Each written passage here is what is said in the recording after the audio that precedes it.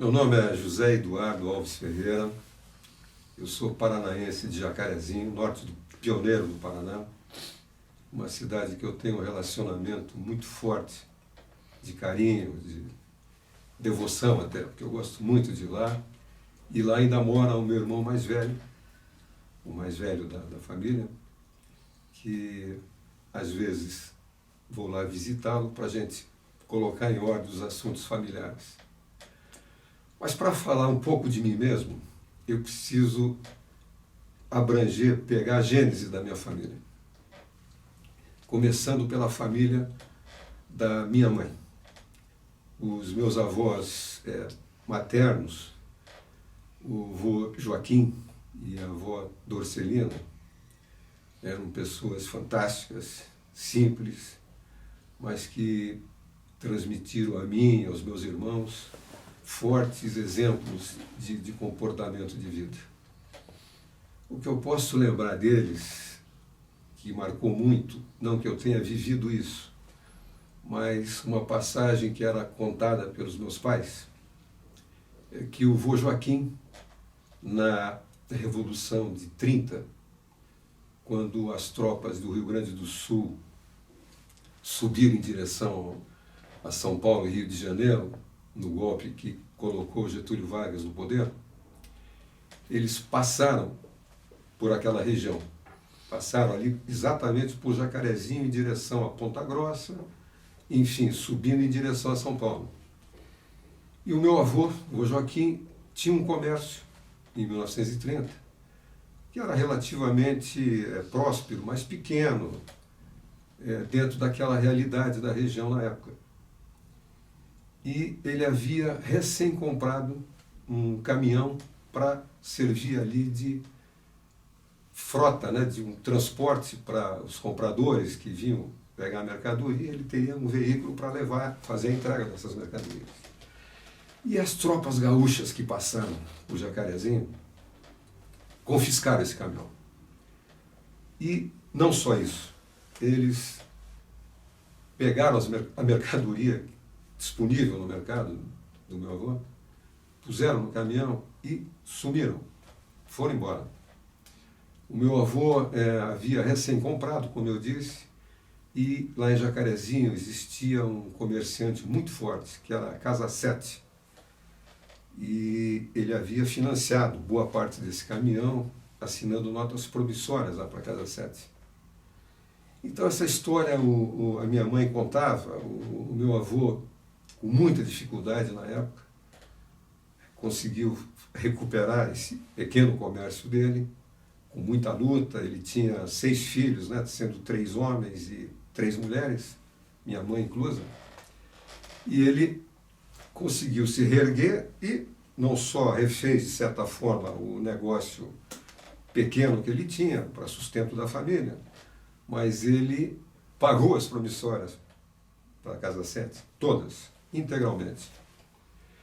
O meu avô, é importante frisar que ele nos deu, para mim, para os meus irmãos, e talvez para o meu filho, eu tenho um filho único, o traço de brasileiro nato, porque a bisavó do meu avô Joaquim, ela era índia.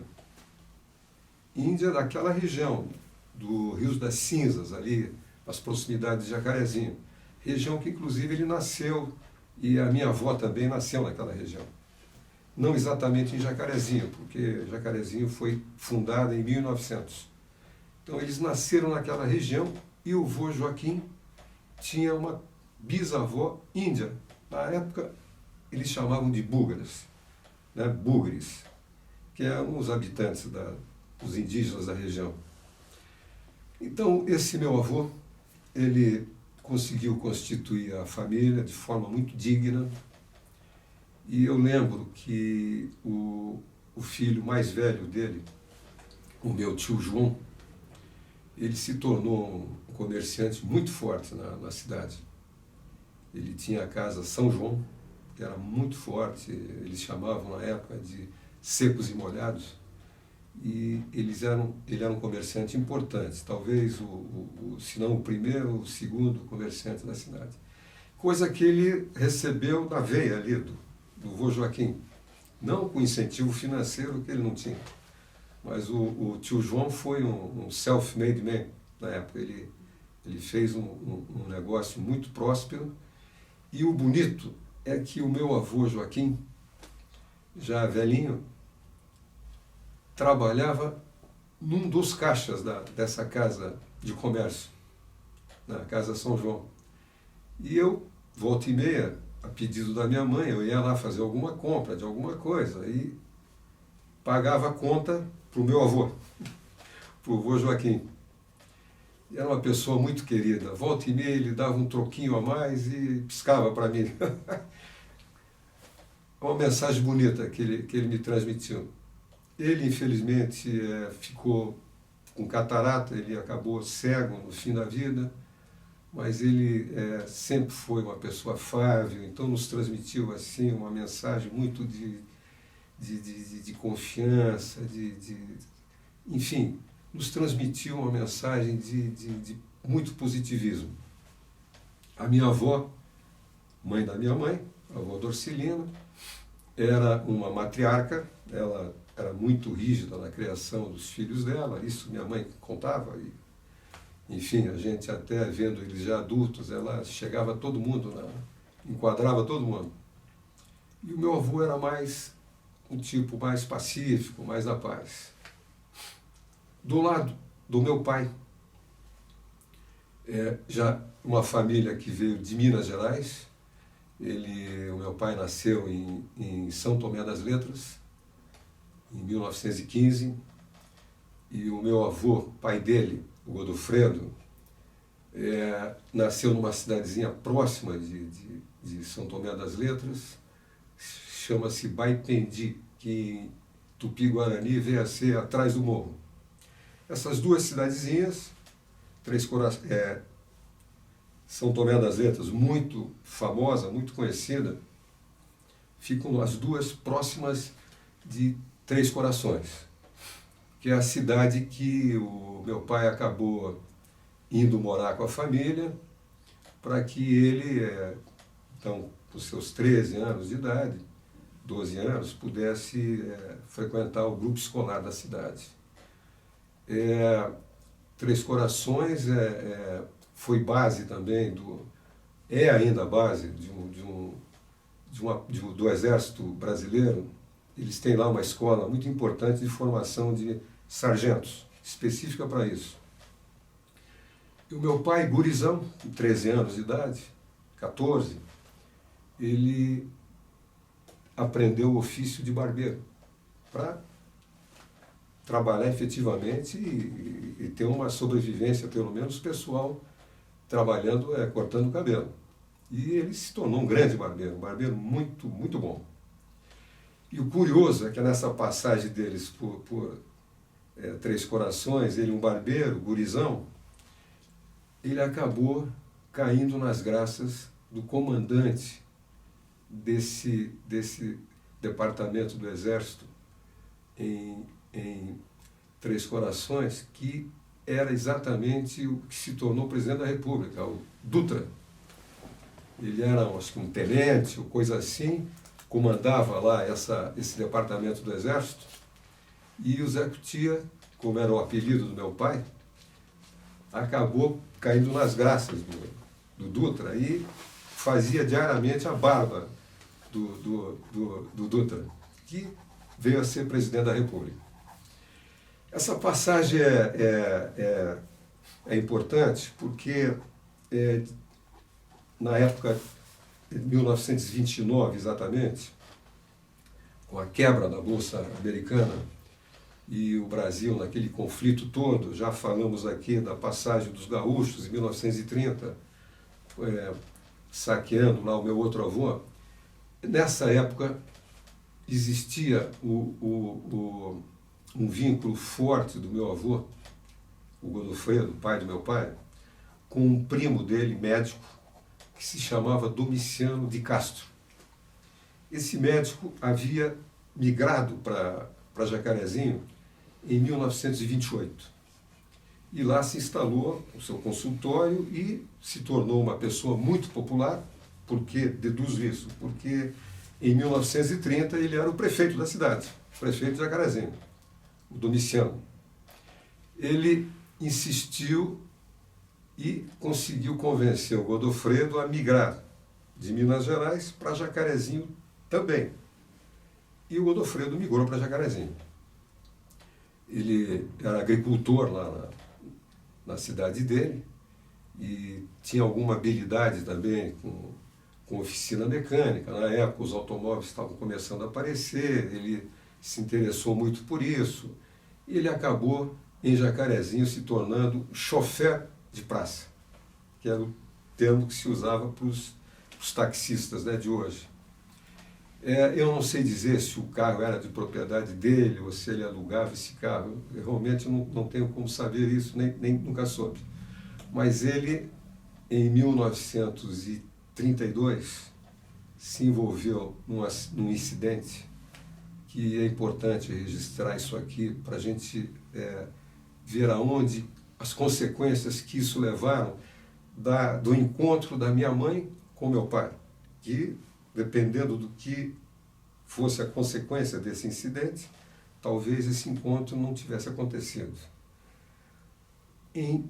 No dia 2 de maio de 1932, o Brasil em plena convulsão política, porque o Getúlio Vargas tinha instituído a ditadura, tinha impedido a posse do Júlio Prestes, que havia sido eleito diretamente, uma eleição nacional, e ele havia deposto o Washington Luiz, que era o presidente que terminaria o mandato e, consequentemente, tomaria posse o Júlio Prestes. Então, o Brasil vivia uma convulsão política muito forte. E eu não sei detalhes, apesar de estar com um processo em mãos que abordou, foi alvo desse incidente. O Jacarezinho, na época, em 1932, tinha aproximadamente 20 mil habitantes, quer dizer, era uma cidade grande para a época. Uma cidade, era polo, a entrada da colonização no norte do Paraná, que fica na divisa com o estado de São Paulo.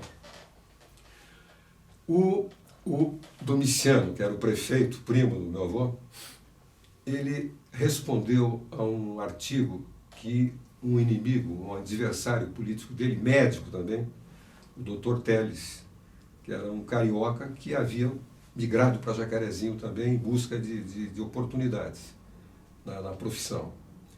Ele havia escrito um artigo denigrindo a administração do Domiciano. O Domiciano respondeu através de um outro jornal. Para se ter uma ideia, em 1932 existiam em Jacarezinho 3 jornais. Deviam ser papiros, folhetos, mas existiam 3 jornais. Então, houve um artigo através de um jornal e o Domiciano retrucou com outro artigo ao artigo do Dr. Teles. E esse Dr. Teles ficou possesso com o teor da resposta. Nós não temos acesso a isso, infelizmente, não existe registro disso. Mas, diante da revolta do Dr. Teles, nós estamos falando do dia 1º de maio de 1932, era um feriado lá em Jacarezinho, nem sei se era feriado nacional, mas ele circulou pelos bares da cidade com um chicote e armado. Armado, praticamente todos andavam, mas com um chicote e alardeando, dizendo que iria dar uma surra no Domiciano. Isso ocorreu no dia 1º de maio de 1932. No dia 2 de maio, o Domiciano, saindo da prefeitura, final do expediente, junto com Aguiar, que era um funcionário da família Aguiar, não lembro o nome dele, mas os dois saíram juntos. A prefeitura de Jacarezinho era exatamente onde é hoje, entre a Avenida Getúlio Vargas com a Rua Paraná, ele saindo do fim do expediente, prefeito com auxiliar, um funcionário da prefeitura, em direção da Rua Paraná. Na casa, 50 metros abaixo, na sacada da casa, estava o Dr. Teles com o chicote, conversando com o Dr. Caldas, que era um decano na cidade, um médico que praticamente inaugurou atendimento médico na cidade. Era uma pessoa muito conceituada, muito respeitada. E o Dr. Caldas tentando, isso já segundo testemunhas, tentando dissuadir o Dr. Teles de não fazer aquilo. Isso é uma loucura, não faça isso. E os dois na sacada da casa, que ficava exatamente em diagonal da prefeitura. A hora que o Domiciano apareceu na descida, o Teles, né, o Dr. Teles, falou: eu vou agora dar uma lição nesse Domiciano. E dizem, quem estava lá e viu, está nos autos, que ele tentou segurar: não faça isso, meu filho, não faça isso, e ele escapou e foi em direção ao Domiciano. E deu 2 tiros, que um deles atingiu esse Aguiar, funcionário da prefeitura, que caiu, e em seguida ele deu mais um tiro, que o segundo tiro havia já acertado o Domiciano, o terceiro tiro acertou também. Então o funcionário da prefeitura caiu e o Domiciano caiu também e se escondeu atrás de um poste de energia elétrica, e o Teles indo em direção a ele, armado, com chicote. Nesse momento, surge na cena o Godofredo, o meu avô, que, segundo as testemunhas, advertiu o Teles que parasse com aquilo, e o Teles voltou para ele com o revólver. Ele acabou dando 2 tiros e infelizmente matou na hora o Dr. Teles. Então esse incidente é importante registrar, primeiro porque ele envolve pessoas importantes, inclusive aqui do Paraná, as consequências dele. O meu avô, na época, evadiu-se e só voltou a se apresentar para a polícia em Jacarezinho em novembro de 1933, quer dizer, 1 ano e meio depois.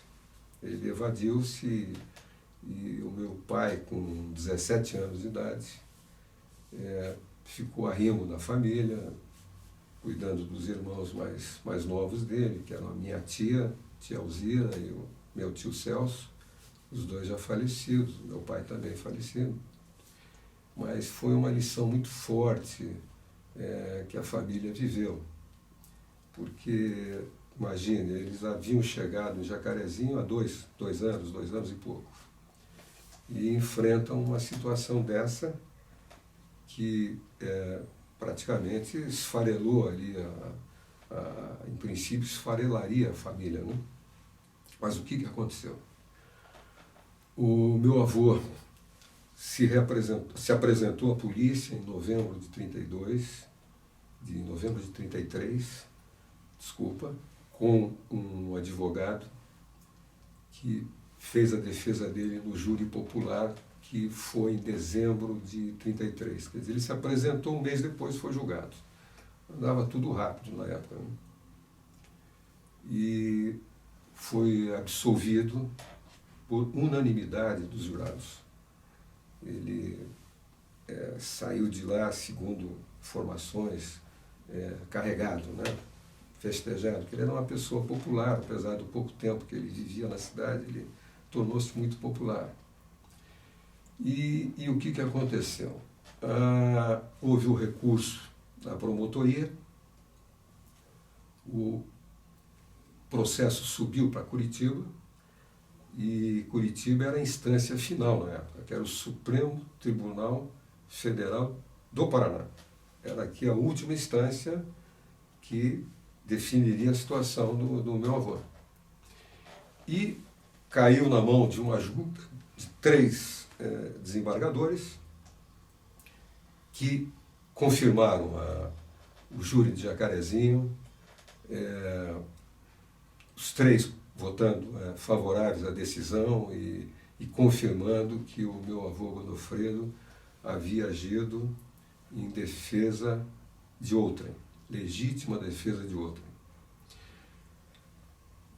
Quem que eram os 3 desembargadores? Um deles eu não lembro o nome, mas o outro era o Clotário Portugal e o outro, Hugo Simas. Simplesmente as figuras mais celebradas do judiciário brasileiro, paranaense e brasileiro.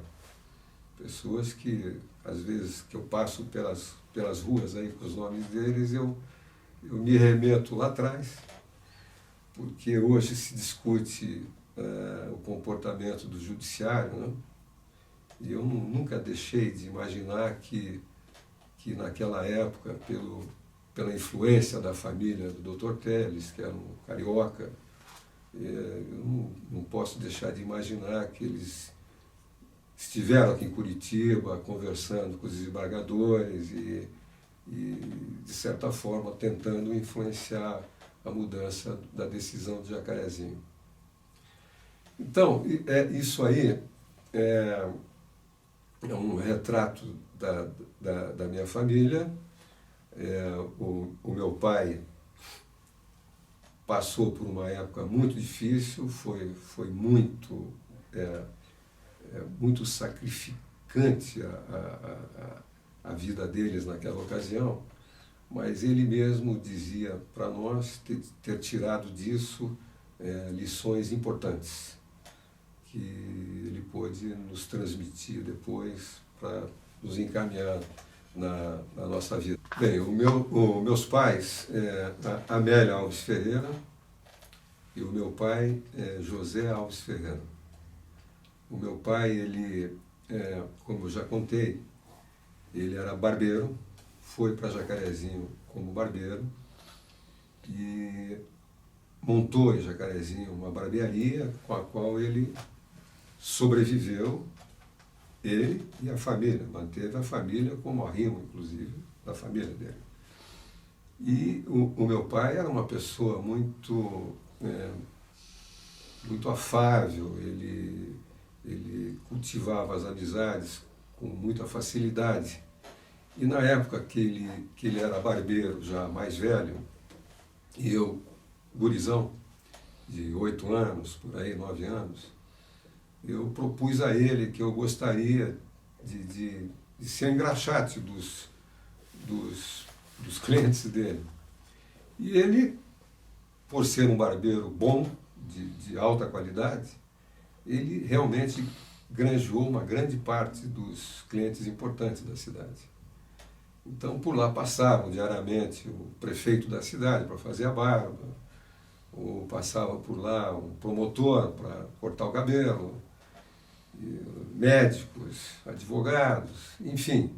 E eu engraxando os sapatos desses clientes dele. E barbearia, todos nós sabemos, é um local de desconcentração, muita besteira, muita bobagem.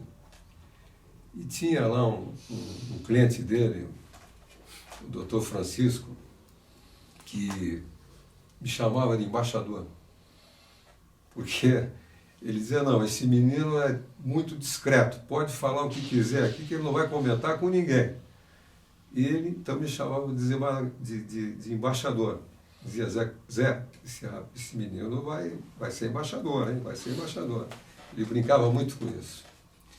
Mas o meu pai, eu só queria voltar um pouquinho no incidente que houve com o meu avô, o pai dele, que esse incidente eu tomei conhecimento dele de verdade quando eu consegui desencravar o processo há 2 anos atrás, é que eu consegui que um amigo meu do Fórum de Jacarezinho, ele pôs uma equipe lá de meninos no arquivo morto e trabalharam lá 2 meses, eu acho, e localizaram esse processo e hoje eu tenho ele em mãos.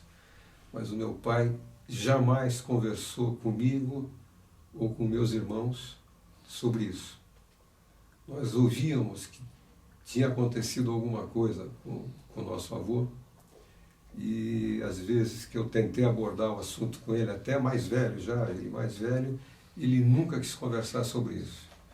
Ele sempre colocou isso aí como uma coisa do passado, eu não quero falar sobre isso. E cortava o assunto. A minha mãe mesmo, que conhecia isso aí, ela também nunca quis, acho que num pacto com ele, ela nunca quis comentar esse assunto. Então eu realmente tomei conhecimento disso, eu achei uma história fantástica, porque o meu pai estava preservando um incidente que aconteceu, que havia acontecido com o pai dele, que na realidade foi um incidente dignificante, um ato de muita coragem do pai dele, de solidariedade ao primo, enfim, sabe? Mas o meu pai decidiu que não comentaria e nunca comentou. Bem, essa basicamente é a gênese da minha família. E eu tive uma infância muito, muito proveitosa em Jacarezinho, muitos amigos que até hoje a gente preserva a amizade e procura se ver. Temos turma aí de encontros anuais que eu procuro participar, e mesmo em Jacarezinho a gente faz uma reunião pelo menos de 2 em 2 anos, onde vão para lá os amigos de infância, e dentre esses amigos de infância existe um muito especial, que não só pela amizade dele conosco, o Fernandinho Rocha, já falecido. O Fernandinho Rocha, ele simplesmente era o empresário, o cara que cuidava da vida do Roberto Carlos. O Fernandinho morreu em 1986, muito tempo atrás. Na época ele nos contava, ele viajava com a Miriam Rios, que era esposa do Roberto na época. Ele ia na frente para Nova York, para as gravações do Roberto, e ele me apresentou o Roberto uma vez num hotel em São Paulo, que ele me avisou: chega lá que eu quero te apresentar. Enfim, é uma pessoa que foi nosso grande amigo, independente dessa parte dele, do envolvimento com o Roberto. E muitos outros colegas de infância que a gente procura encontrar, mesmo o Pedro Martini, que foi nosso sócio, né, do empreendimento aqui, que inclusive meu filho é sócio também, o Eduardo Quintanilha, que é um grande amigo meu, todos nós amigos lá de crianças, enfim, uma cidade de interior com qualidade proporcionava, né, as possibilidades de uma vida muito solta, né, todo mundo descalço na rua. O nosso equipamento diário era calçãozinho e uma bolinha embaixo do braço para jogar futebol, que aliás era, dentro das possibilidades que o meu pai tinha, era o presente que ele me dava todo ano. Na noite de Natal eu tinha certeza que eu ia lá na árvore de Natal e eu ia encontrar lá uma bolinha e um parzinho de chuteira. Era isso aí todo ano, e eu ficava muito feliz. Era muito gratificante. Eu nem dormia naquelas noites, que eu sabia que eu ia encontrar esse presente. Bem, a minha vida, então, eu estudei, fiz o ginásio e o ginásio inteiro em Jacarezinho, e fiz escola técnica de comércio também em Jacarezinho. Interrompi a escola técnica 1 ano e meio, mais ou menos, que eu fui, com 16 anos de idade, eu fui para São Paulo morar com o meu irmão mais velho, que estava trabalhando em São Paulo e já estava casado. Enfim, fui lá tentar, contra a vontade da minha mãe. Eu era muito criança, né, 15, 16 anos. Mas eu fui para lá e acabei arrumando um emprego na Aços Vilares, acabei sendo tipo de um office boy, secretário de confiança do Paulo Vilares, que na época era um engenheiro jovem ainda, o pai dele que era o presidente do grupo, né, o Luiz Vilares, mas eu acabei ganhando a confiança desse Paulo Vilares e ele tornou-se uma pessoa muito importante no contexto aí nacional. Eu até via encontrá-lo alguns anos atrás, já numa outra condição minha, né? Mas eu fiz uma visita para ele, até levei um cartão de aniversário que eles mandavam para os funcionários, né, que trabalhavam na época, né? Levei, falei, olha aí, enfim, foi um encontro legal, mas eu vou abordar isso para frente. Enfim, eu vim para Curitiba, após passar num concurso do Banco do Estado do Paraná para ser funcionário do Banco do Estado. Eu fiz um concurso em Cornélio Procópio e fui aprovado naquele concurso, numa leva não sei de quantas pessoas, mas fiquei aguardando a minha nomeação e o projeto de vida estava muito limitado àquilo. Era vir para Curitiba, o que aconteceu em 1968. Vim para cá, assumi a minha posição de escriturário do Banco do Estado do Paraná, e eu sei que em 1970, mais 71, eu havia comprado o meu primeiro automóvel, um Gordini, um Dolphine vermelhinho, lindo carro. E esse carro eu comprei de uma senhora proprietária e o marido dela era o Cícero Arruda. O Cícero Arruda era um executivo, não sei exatamente a origem dele, mas quando eu o conheci na negociação do carro, eu era funcionário do banco e ele era chefe da Casa Civil do Leon Pérez. Então, isso acho que foi em 71, começo de 71, que foi o governo, foi muito rápido do Leon Pérez. Eu fui lá no palácio para fechar o negócio com ele, o carro ele que assinava os documentos e tal, e ele gostou muito de mim, o Cícero Arruda, eu dizendo que era do interior tal, e ele falou, olha, gostei de você, cuida bem desse carro, que a minha mulher cuidava direitinho dele, qualquer coisa me ligue, e se você precisar de alguma coisa no Banco do Estado, por favor, me liga aqui e apareça aqui, de vez em quando venha tomar um café, eu gostei de você. Foi assim muito, muito legal o nosso encontro, eu ter conhecido esse senhor. Bom, em 71, algum tempo depois de eu ter adquirido esse meu primeiro carro, eu fui convidado pelo Ronaldo, que era o gerente do BMG aqui em Curitiba, Banco de Minas Gerais. Fui convidado por ele para ser subgerente do Banco de Minas Gerais. Eu fui apresentado ao Ronaldo através de um amigo de futebol, que acabou me apresentando e eu me entrosei muito com o Ronaldo, é meu amigo até hoje. Ele mora em São Paulo, uma pessoa muito bem sucedida, e ele insistiu, olha, rapaz, vem aqui trabalhar comigo. Ele era 2, 3 anos mais velho que eu. Vem aqui, todo mundo jovem, você vai gostar, tal. E ganharia 3 vezes o que eu ganhava no Banco do Estado. Bom, eu me recolhi para tomar uma decisão, né? O que eu vou fazer? Eu sou concursado, emprego garantido, trabalho meio expediente, estou ganhando razoavelmente bem, e comecei a conversar com alguns amigos. Aí eu me lembrei do Dr. Cícero e liguei para ele. A secretária atendeu.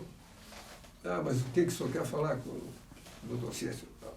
Falei, olha, diga para ele que é o Zé Eduardo, eu sou funcionário do Banco do Estado, e eu comprei o carro dele, da esposa dele. Falei, eu lembro, tá, eu vou avisá-lo, que você quer falar com ele, eu te ligo. E eu estava no Banco do Estado, telefone lá do banco. Meia hora depois, o doutor Cícero liga para mim.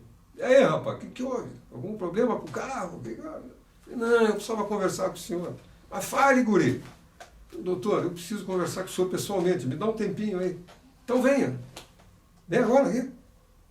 Um negócio assim, chefe da Casa Civil do governo do Paraná. E lá fui eu para conversar com o doutor Cícero. E expliquei para ele que eu tinha recebido esse convite. Imagina, eu estou trabalhando há 1 ano e meio no banco, passei no concurso. Ele olhou para mim e falou, escuta aqui, você está o quê? Com 24 anos, né? Vai cuidar da tua vida. Não perca 3 vezes o salário, rapaz. Vai trabalhar nesse banco. Eu falei, doutor, mas você não acha que é arriscado? De repente não dá certo. Ele falou, como é que não vai dar certo, rapaz? Você já ganhou um cliente aqui, rapaz. Você tem um cliente. Você já ganhou um cliente. Bom, eu falei, doutor, o senhor está me ajudando a tomar a decisão. Eu vou aceitar esse emprego. E aí, o que mais você quer? Eu falei, doutor, eu não terminei de pagar o carro que eu comprei da sua esposa ainda. Eu tenho um empréstimo lá no Banco Nacional que eu preciso pagar. Eu gostaria de liquidar esse assunto. O senhor vê a possibilidade de me ajudar nisso? Ele falou, você está pedindo para ser demitido do Banco do Estado do Paraná, rapaz? Eu falei, talvez. Olha, isso é um negócio difícil, hein? Eu acho que a norma do banco é não demitir concursado. Mas espera um minutinho só. Pegou o telefone, fulana, liga para o Celso Saboia. Celso Saboia era o presidente do banco. E eu ouvindo tudo aquilo ali. Aí o Celso atendeu na hora, né? O chefe da Casa Civil. Ele, Celso, olha aqui, eu estou aqui com um amigo meu aqui, eu preciso fazer um pedido totalmente maluco para você. O Celso deve ter dito, o que era? Olha, nós vamos demitir esse rapaz aqui. E o Celso, não sei o que ele falou, mas nós vamos demitir porque ele precisa pegar uma grana aqui, um dinheiro, ele tem uns negócios para acertar e ele vai precisar cuidar da vida dele. Gosto muito desse rapaz aqui. E foi assim, fui demitido do Banco do Estado do Paraná, recebi lá os meus direitos todos que eu tinha, que se pedisse demissão não receberia, né? E paguei lá o final da conta lá para o banco.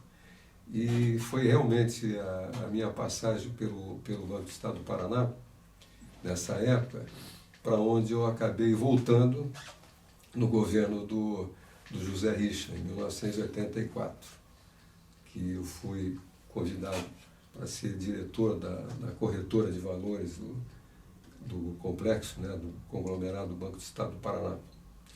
Mas antes disso, ali do BMG, eu realmente fui muito bem, fiz muito sucesso, e eu jogava muito bem futebol, modéstia à parte, e isso aí me levava a jogar em vários lugares e fazer muitos amigos, muito relacionamento, e isso foi me dando um network fantástico que me ajudou muito na atração de clientes para o BMG. Tanto que eu comecei a me destacar no cenário de gerente de bancos de Curitiba e fui assediado pelo Banco Safra, que na época era dirigido pelo Dr. Percy Jackson aqui no Paraná. E ele acabou me levando para lá com um convite irresistível, a ganhar 3 vezes o salário que eu ganhava dos mineiros, né, do Banco de Minas Gerais. Que eu acabei indo e de lá também migrei para o Banco Auxiliar de São Paulo, que era da família Bonfilholi, o Rodolfo Rude Bonfilholi era o presidente do grupo. Eles tinham a SICA, que era uma fábrica muito grande de produtos, né, de marmeladas, enfim.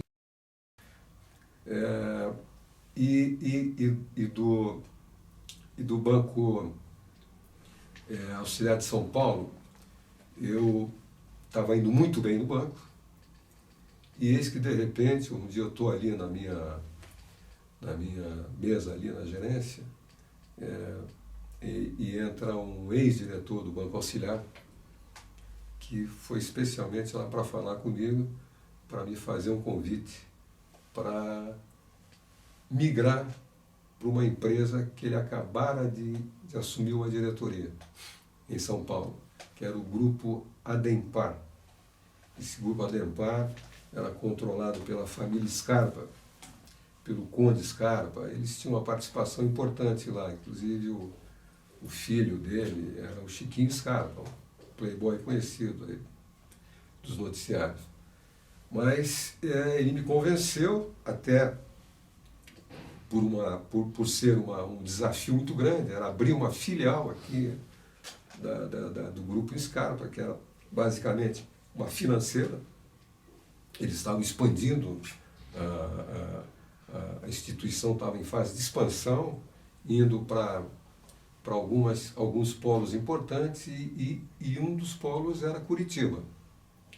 E ele disse que tinha um profissional e veio pessoalmente para falar comigo, e eu acabei aceitando o desafio.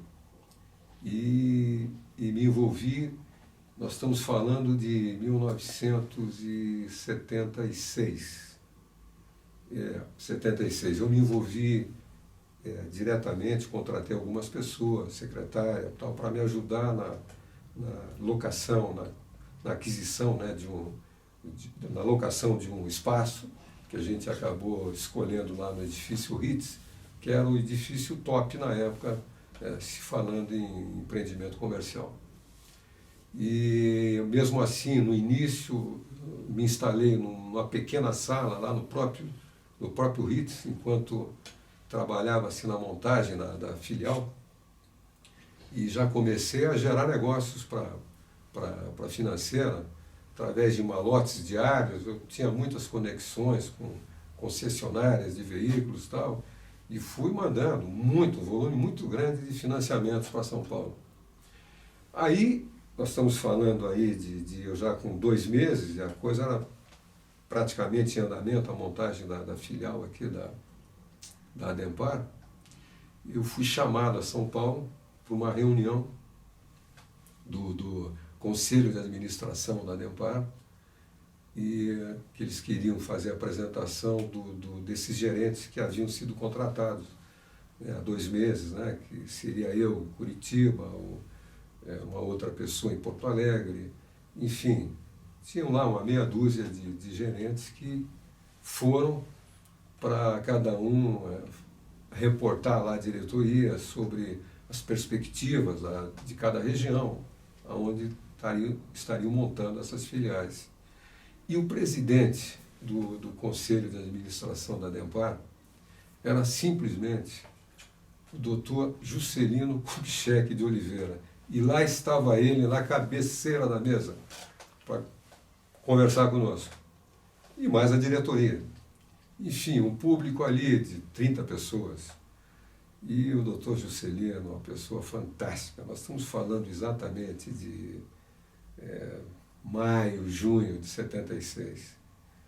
Porque eu lembro que, terminada a reunião, eu me aproximei dele e falei: presidente, eu sou egresso, a minha família é toda de Minas Gerais.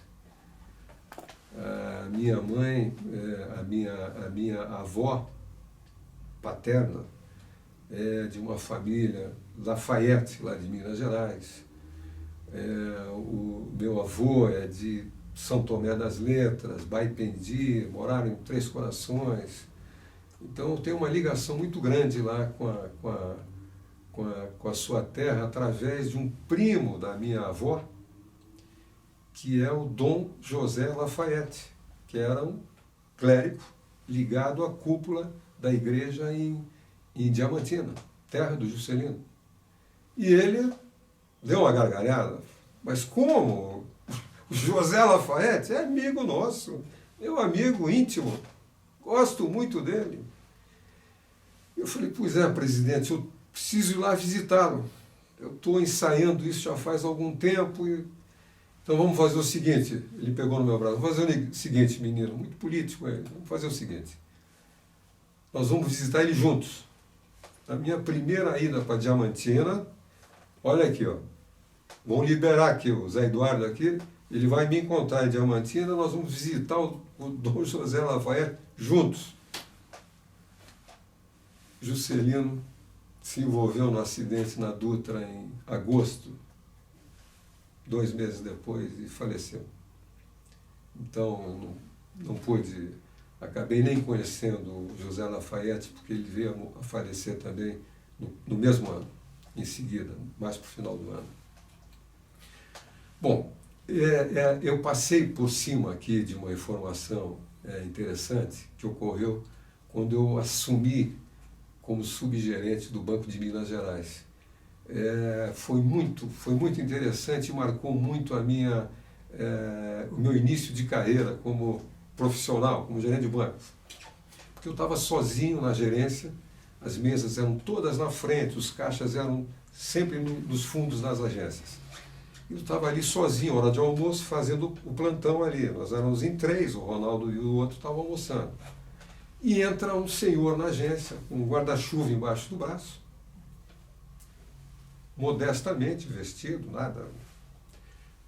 E perguntou se podia falar comigo. Eu falei, por favor, senhor, sente aqui, o que o senhor precisa, o que eu posso atendê-lo? Né? Ele falou, olha, eu estou vindo de outro estado, eu estou aqui preparando a minha mudança para a cidade, eu queria algumas informações da cidade, enfim, me questionou algumas coisas e eu prontamente dei as informações que ele precisava, me dispus a auxiliá-lo. Se o senhor precisar de alguma coisa, veja, o senhor está de mudança, nós estamos à sua disposição.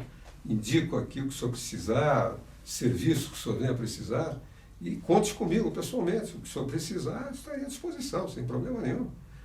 Quer um café? Aceito, tá? Tomamos um café, ele, olha, muito obrigado, foi embora. O Ronaldo, o gerente geral, chegou à tarde ali, depois do almoço, e falou, porra, turminha, o diretor o Garcia, lá de São Paulo, acabou de me avisar que o doutor Flávio Pentanha Guimarães, que era o presidente do Grupo IMG, ele vai chegar em Curitiba. Tá para vir aí, acho que ele vem aqui na agência. Vamos ficar de prontidão aí. E não deu outra.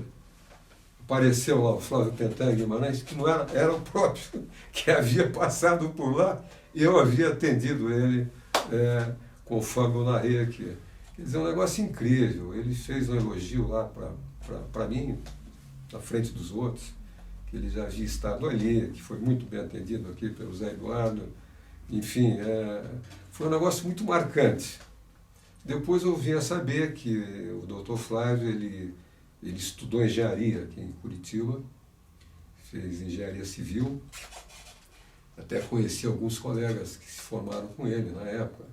E ele acabou casando com a dona Marina, que era uma senhora muito bonita, de origem polonesa, que morava nas proximidades do Clube Curitibano, num prédio bem simples.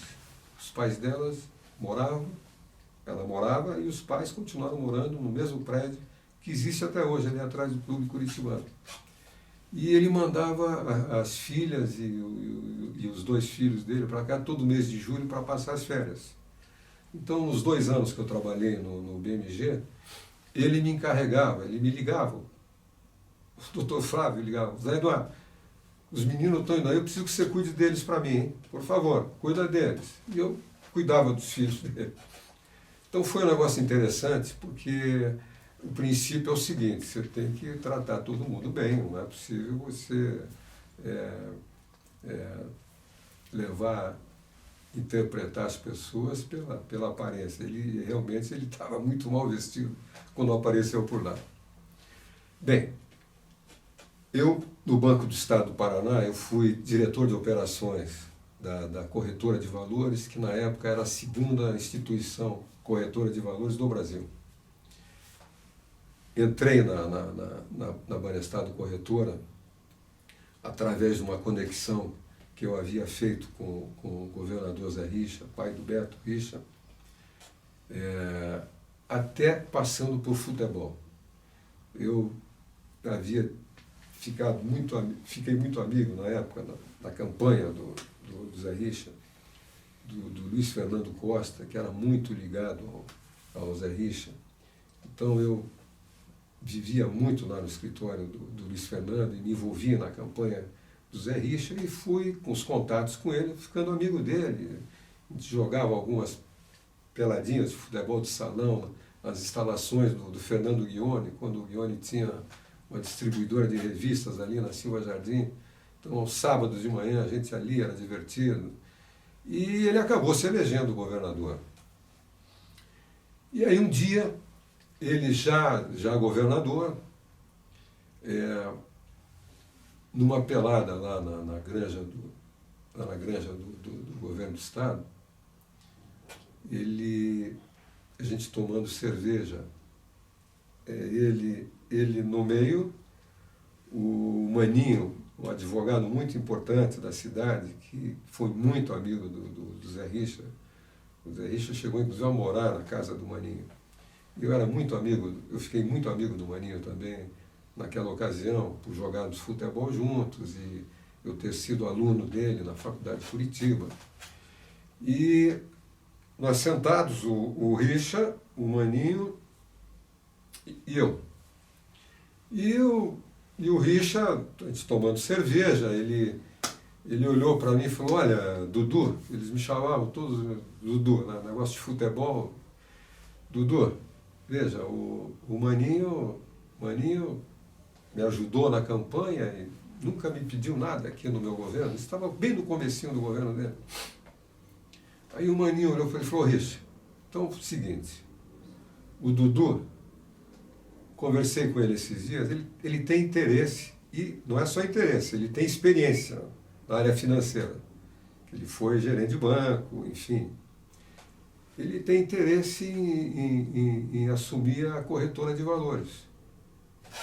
Como, Dudu? Bateu na minha perna, falou, tá nomeado, rapaz. Tá nomeado. Tá bom, mãe? Foi bem assim. Tá nomeado.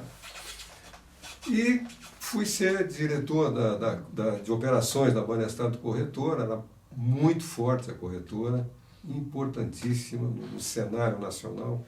Todo o caixa do Banco do Estado passava pela corretora. E eu, modéstia à parte, eu fiz um trabalho fantástico na Banestado Corretora. Me tornei um líder no mercado, presidindo o sindicato de corretoras de valores, enfim, liderando interesses do setor no cenário nacional, e acabei me tornando presidente da Bolsa de Valores do Paraná, da qual eu fui presidente mais ou menos uns 8, 9 anos, até o encerramento da Bolsa, quando a gente vendeu a Bolsa para a Bolsa de São Paulo. Mas essa passagem pelo banco, pelo conglomerado Banestado, foi muito importante, e foi uma época em que o gestor público, Richa, tinha uma responsabilidade muito grande com o manejo dos recursos do Estado. A gente viu ali grandes lições, sabe, que o Richa transmitia a todos nós em reuniões que ele participava ali do conselho do banco, que haviam medidas fáceis, né, de endividamento, então sempre tinha sugestão de endivido aqui, vamos puxar ali, e ele sempre, não quero endividar o Estado, e muito pé no chão. O Beto teve um exemplo fantástico de gestor público a seguir. Bem, do Banco do Estado, na saída do Banco do Estado em 1987, que foi no fim da gestão do João Elísio Ferraz de Campos, que cumpriu o fim do mandato do Richa como vice-governador, que o Richa se elegeu, foi candidato e se elegeu senador da República. Eu, na saída do governo, eu continuei no governo, mesmo com a mudança, a saída do Richa, me dava muito bem com o João Elísio, e a nossa gestão era muito eficaz, então não havia razão mesmo para a mudança. Nessa ocasião, eu já dominando muito forte, né, o setor de corretoras, eu comecei a conversar aí com alguns amigos e nos cotizamos e adquirimos um título da Bolsa do Paraná, Valores do Paraná. Eu comprei com mais 2, 3 amigos, fizemos um caixa e adquirimos um título, que hoje nem existe mais essa figura de título, mas na época precisava do título para poder ser corretor de valores. Só o título também não bastava. Você tinha que ter o título e tinha que ter o currículo do Banco Central aprovar o funcionamento da instituição, senão não adiantaria nada.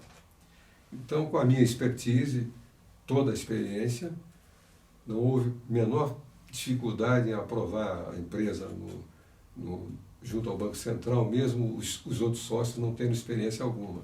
Quer dizer, eu trouxe toda a responsabilidade do negócio para mim. E foi muito gratificante. Eu obtive muito sucesso nesse setor, com a minha corretora própria. A primeira foi a Correparte, que eu acabei vendendo a metade dela para 3 sócios, quando eu estava sozinho na sociedade, que os outros haviam saído.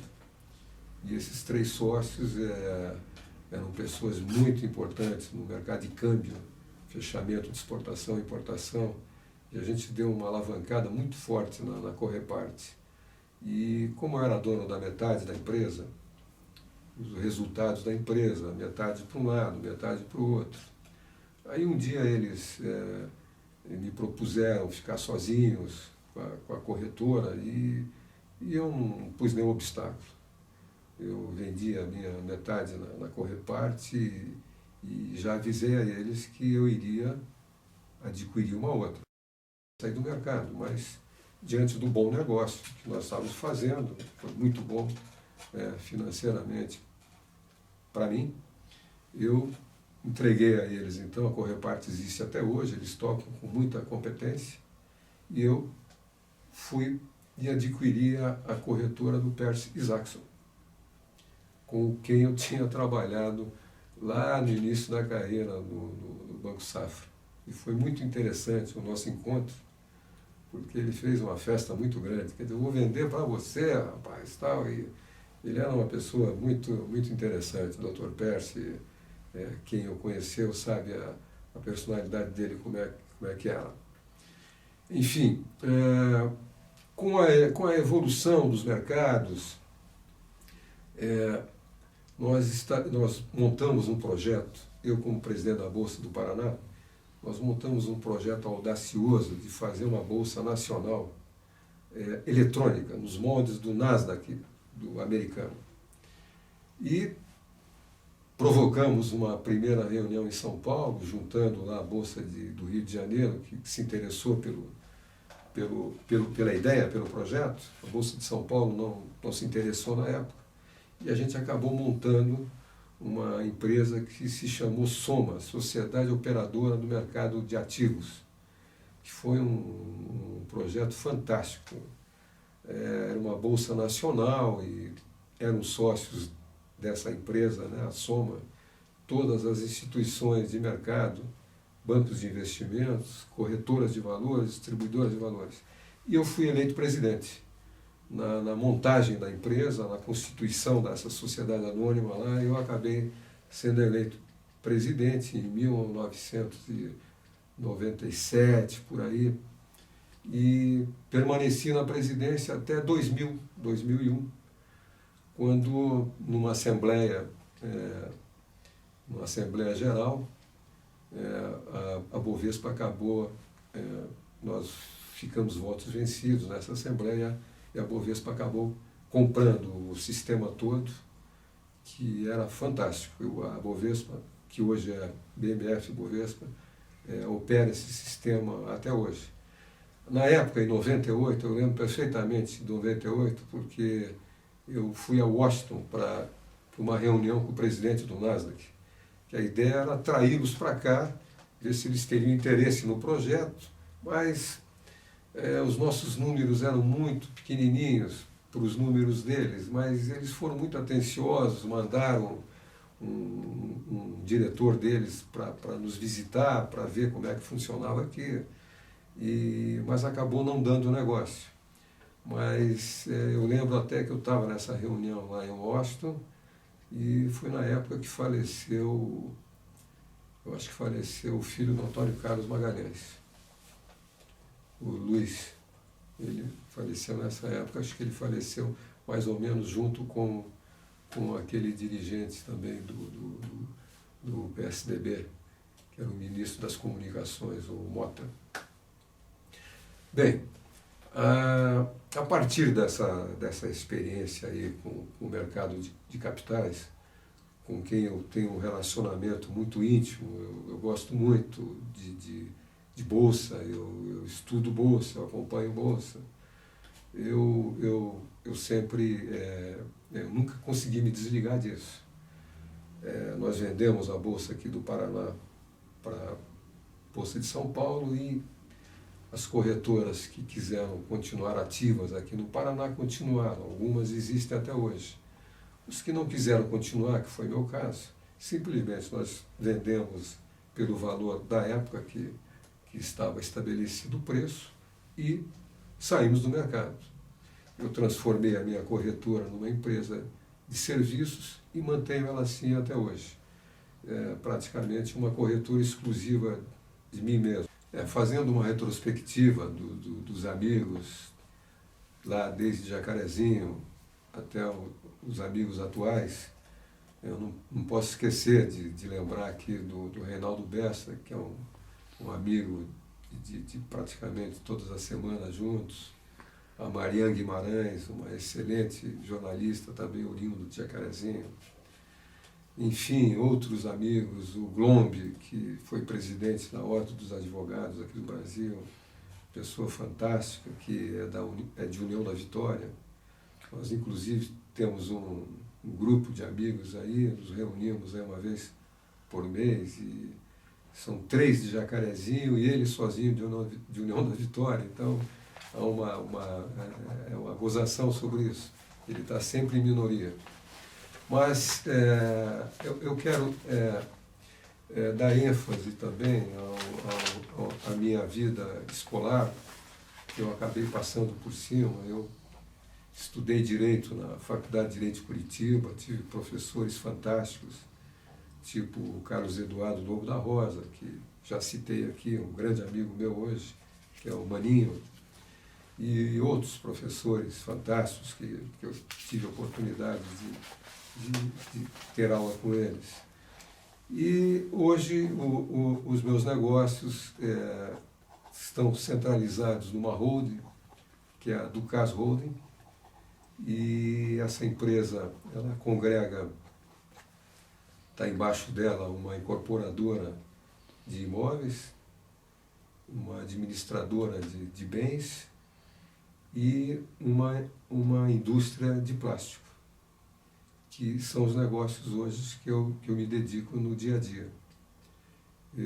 Nessas empresas todas eu tenho como meu sócio meu filho, meu único filho, e que participa comigo, inclusive, ativamente na gestão dos negócios, especialmente tocando lá a indústria de plástico, que fica em Pinhais, na região metropolitana de Curitiba.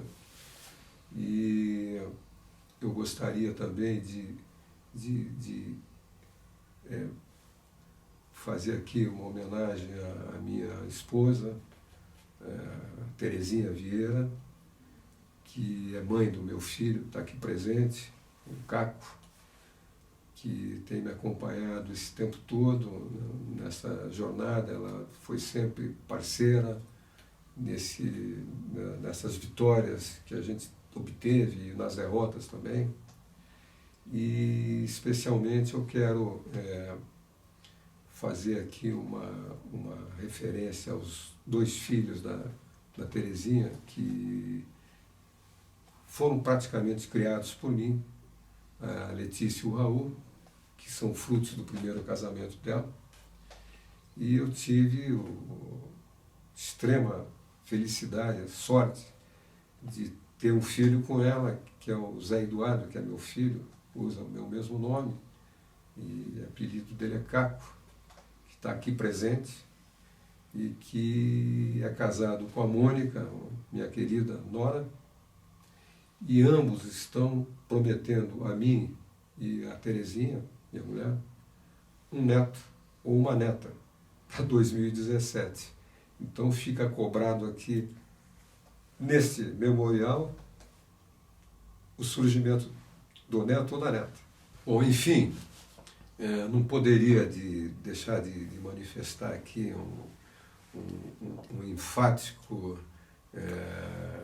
avante Atlético Paranaense, que é o nosso time do coração, do meu filho, do Glomb, do Valmor Zimmermann, pessoas queridas, enfim, estão sendo premiadas finalmente com um time que está nos trazendo grandes alegrias nos últimos dias.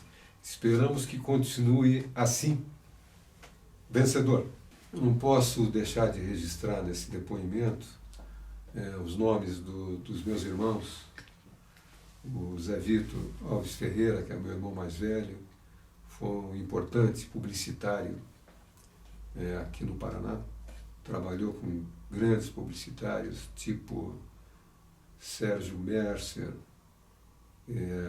fez parte de uma equipe muito famosa na publicidade local, que foi a Moarama Publicidade, que era a agência, a agência do Banco Bamerinos.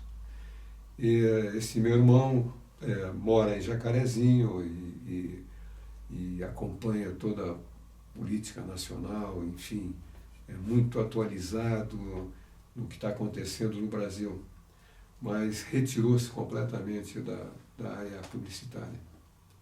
A minha irmã, Maria Tereza Alves Ferreira, cujo apelido desde infância é Zoca, é uma pessoa fantástica, uma mulher de impressionante participação na vida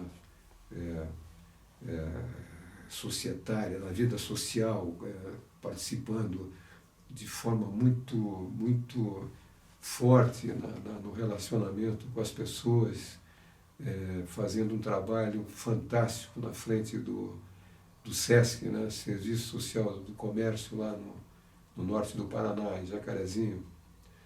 A Zoca é a minha irmã mais velha e um empreendimento que nós terminamos há alguns meses atrás, que está em fase final de venda. Nós, inclusive, colocamos em homenagem a ela o residencial Zoca Ferreira. É uma forma de deixar essa marca, esse nome dela aqui em todos que a conheceram, especialmente nós, eu, irmão, meu filho, pessoa que a gente tem muita saudade. Meu irmão, advogado em São Paulo, que é o José Eugênio Alves Ferreira, que é o acima de mim, que é advogado, exerce essa atividade juntamente com seu filho e sua filha, no escritório da advocacia, na cidade, na capital paulista. E, finalmente, meus pais, né, a Amélia Alves Ferreira e o José Alves Ferreira. Eu quero deixar registrado aqui que o José Alves Ferreira era pouco conhecido pelo seu nome, ele era realmente conhecido pelo apelido de Zé Cotia. Se alguém perguntasse sobre ele, José Alves Ferreira, eu não saberia o que é. E esse apelido ele ganhou no tiro de guerra lá em Jacarezinho, segundo consta na história que ele nos contava, que ele participou de uma corrida, e ele corria muito. Ele participou de uma corrida cujo sargento, que havia pouco tempo chegado lá para comandar o tiro de guerra, era um carioca. E o sargento se intitulava um grande corredor. Então, o meu pai disse que passou por ele, deixou ele para trás, lá numa distância razoável. E na chegada, esse sargento teria dito lá para o pessoal que quem é esse Cotia? E aí pegou o apelido pro resto da vida. E a Amélia Alves Ferreira, a minha mãe, é uma pessoa fantástica, uma mulher de uma sensibilidade incrível. Nós também tivemos oportunidade de homenageá-la com um dos nossos empreendimentos feitos na Santa Cândida, lá um condomínio de 34 casas muito bonitas, que tem o nome dela, aliás, tem a assinatura dela lá na entrada do condomínio, que se chama Residencial Amélia Ferreira.